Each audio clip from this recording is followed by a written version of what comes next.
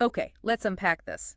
Ego. What immediately comes to mind? Well, for most people, it's probably someone who's a bit too full of themselves, right? Yeah, arrogant. That seems to be the main association. And the data really shows that. Something like 88% of mentions in news are negative. Exactly. Arrogant is the top word linked to it. But we're looking at something that challenges that simple view today. That's right.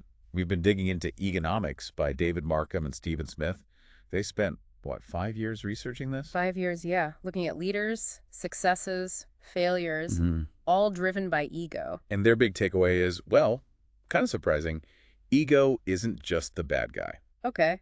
So it's not just a liability. Not according to them. Yeah. They argue that if you manage it, ego can actually be a significant asset. It's really a double-edged sword. Interesting. So that's our mission for this deep dive then, to get into this more nuanced picture of ego. Exactly. How can it drive us? But also, how do we keep it from becoming destructive? And understanding this could be a kind of shortcut, maybe, for navigating ego in our own lives, work, everywhere. That's the idea. And, the first thing they found was that their own initial idea that ego is purely bad was wrong. Oh, really? They started out thinking that too. Yeah.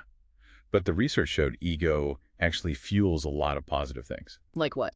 Invention, achievement, having the guts to try something new, even bouncing back from setbacks. That really does flip the script. You kind of need that self-belief, don't you? That drive. You do. Which brings us to their main concept, egonomics. Economics, okay. Their core idea is pretty powerful. Ego is the invisible line item on every company's profit and loss statement. Wow, an invisible line item, so it directly impacts the bottom line. For better or worse, managed ego can drive profit through ambition and innovation. Unmanaged ego, that leads to losses. Big ones sometimes. So it's not just about having too much ego being the problem. Not at all. Actually, they found a lot of people struggle with too little ego. Too little? How does that look? Well, it can manifest as insecurity, lack of confidence, maybe disengagement. You need a certain amount of healthy self-regard to really step up and contribute. Okay. But we all know the dangers of too much ego. We've seen it. Oh, absolutely. And they argue that unmanaged ego tends to get worse over time. It kind of snowballs, often without us even noticing. Leading to bad calls. Really bad calls. They mentioned this bidding war experiment. Yeah. People get so caught up in winning and not losing that they end up overpaying like crazy. Ego just overrides logic. Ouch. Yeah, I think we can all recognize a version of that. Maybe not a bidding war, but that feeling. Totally. And the fallout is huge. It kills trust, respect, relationships. Influence. Influence, yeah. You lose talent, clients, market share. They even use Carly Fiorina at HP as an example of how it can undermine real talent. That powerful energy, when it's misdirected, it just becomes destructive. Okay, so the danger is clear. How do we spot it? When is ego starting to go off the rail? They have 4 warning signs, right? That's right. 4 early indicators. Let's start with the first one, competition. Competition. Sounds good on the surface, doesn't it? Drive, wanting to win. It does. Yeah. But they argue that when it becomes this constant obsessive need to be number one, it actually makes you weaker How so? because your focus shifts. You're fixated on what others are doing, not on your own potential, your own growth. So you're too busy looking sideways to move forward effectively. Exactly. And this constant comparing, it destroys collaboration. Their point is, trying to be better than everyone else is actually a recipe for being, well, just average. Average, because you're just reacting. You're reacting, you're imitating, you're not innovating.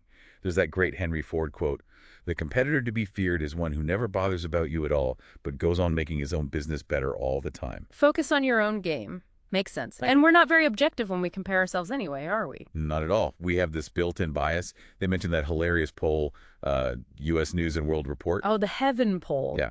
87% of people thought they'd get into heaven, but only 79% thought Mother Teresa would. Wow. Okay, so our self-perception is definitely skewed. Totally. So this constant comparison just clouds our vision, pulls us off track. C.S. Lewis said it well. Pride gets no pleasure out of having something, only out of having more of it than the next man. That relentless need to measure up. It's a poor compass. A very weak navigator, as the book puts it, makes you overreact, lose sight of your real goals. True innovation comes from finding what makes you unique, not just trying to beat the other guy. Right. Uniqueness, not imitation. Okay, what's warning sign number 2? Defensiveness. Ah, yes. That wall goes up the second someone offers a critique. Exactly. That need to be right just shuts down our ability to listen. We start making excuses, blaming others. It's hard sometimes to tell the difference between passionately defending a good idea and just being defensive, isn't it? It really is. Yeah. And distinguishing disagreement from negativity. Yeah. But the goal has to be finding the best idea, right? Not just making sure your idea wins. Yeah, shifting from me to we. Absolutely. You need rigorous thinking, then passionate debate, but collaborative debate. You know, even the word feedback can trigger people. Totally. It often feels like criticism is coming. And when we get defensive, people just stop offering input, which is the worst outcome, really. Because even if the feedback isn't perfect, it's still perception. And perception is reality in interactions. You got it.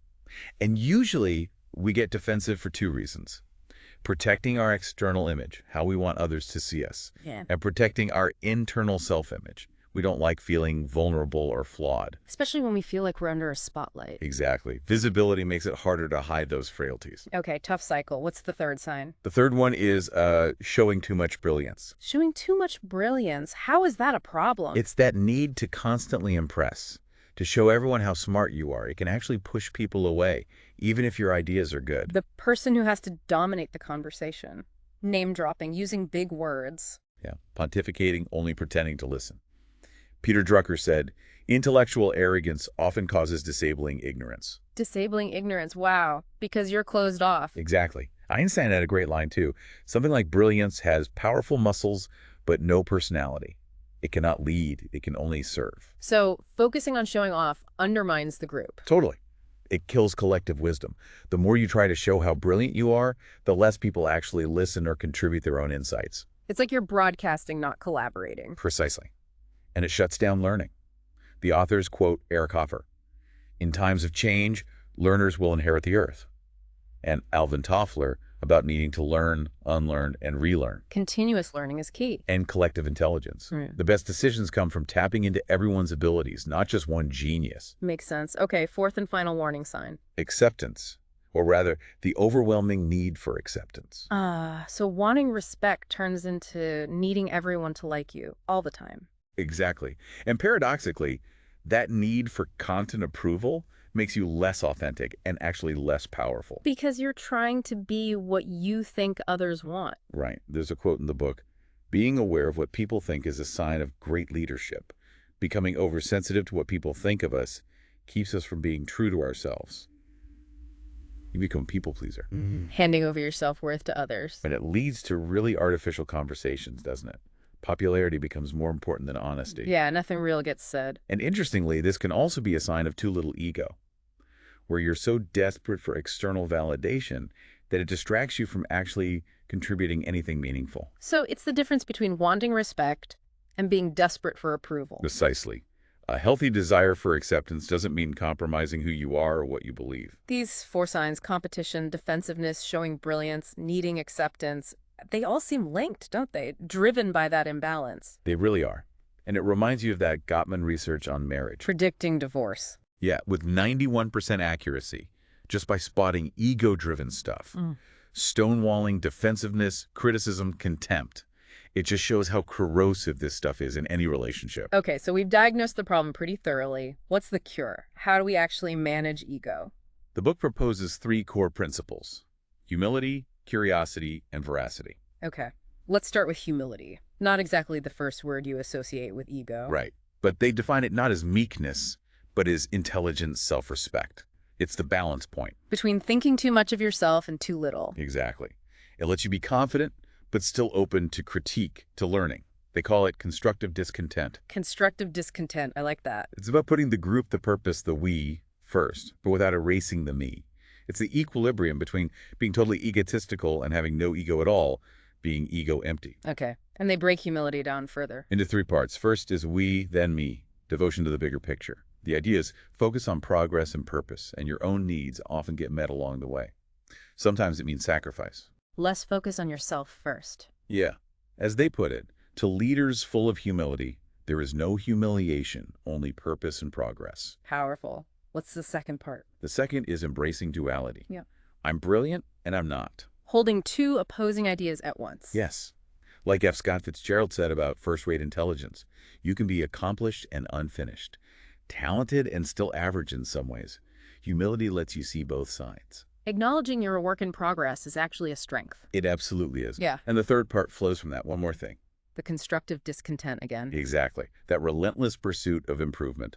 Like Bono saying U2 hasn't written its best song yet, or Toyota's Kaizen philosophy. Andy Grove at Intel, Jim Collins' first two, then what? It's about never thinking you've arrived. So ego says I'm finished. Humility says I'm never finished. Beautifully put. The authors wrap it up saying, in the end, all you are is a voice and a memory. Use your voice well to create the proper memory. And that John Wesley quote. What the eye is to the body, the intention is to the soul. That's the one. Intention is key. Okay, principle number 2, curiosity. Curiosity. It's more than just asking questions. It's a genuine desire to know more. Even when you are the expert, it fuels creativity. And the word itself is interesting, right? Connected to cure and care. And careful and accuracy. It implies a deeper level of engagement. Think of Richard Branson walking the aisles, talking to passengers. That's curiosity. So it's about exploring ideas, biases, beliefs, yours and others. It's really exploring them, yeah. It works hand in hand with humility to fight those ego warning signs. And it's different for everyone how it gets sparked. But you need that mix of openness and some structure. Yeah. Drucker said the unexpected is valuable because it challenges our assumptions. And the quality of our conversations really hinges on this, doesn't it? Absolutely. But how often are our questions actually just statements in disguise or judgments? Good point. The book pushes for real clarifying questions. What do you mean? What are we seeing here? What are we assuming? Where does that lead? Using the 5 whys to get to the real purpose. Instead of just looking for info that confirms what we already think. Exactly. That's confirmation bias. Curiosity means taking opposing views seriously. Shaw said, the danger in communications is the illusion that it has been accomplished. So true. You walk away thinking you understood, but you didn't. Okay, last principle, veracity. Veracity. The habitual pursuit of truth. From the Latin veritas. Yeah. In business, it means pursuing reality. Seeking truth. Oliver Wendell Holmes. Truth, when not sought after, rarely comes to light. Veracity is like the light exposing what's hidden by habit or comfort. A direct counter to defensiveness, then. Absolutely. And a counter to leaders who just want yes men. The book calls that ego in its worst form. Lack of veracity leads to an identity crisis, really. Yeah. People are afraid to speak up. So you need courage to speak truth and humility to hear it. Both. They talk about hearing down, really listening and speaking up. Both take courage and humility.